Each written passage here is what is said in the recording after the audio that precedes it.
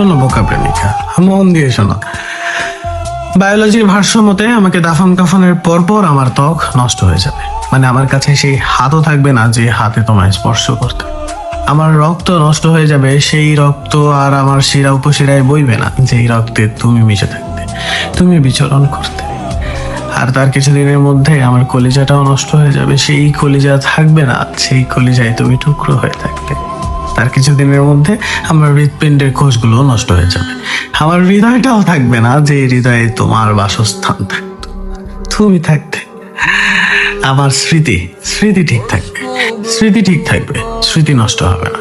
এই স্মৃতিতে তুমি যেমন ছিলা তেমনই আছো আর তেমনই থাকবে। আর এই যে স্মৃতি থেকে তোমাকে মুছতে পারি না বলে ভাবছো আমার স্মৃতিশক্তি খুব প্রখর, না, আমার এই মস্তিষ্ক এমন তুমি বসে পড়াতে আর দ্বিতীয়বার তোমাকে সরানোর ক্ষমতা আমার নিজেরও নেই। আর এই যে এত নেই নেই এইসব অঙ্ক তুমি আগেই কষেছো না, আর এই জেনে বুঝেই তুমি বাসস্থান পরিবর্তন করেছো, আর আমি তোমাকে বলি বোকা প্রেমিকা।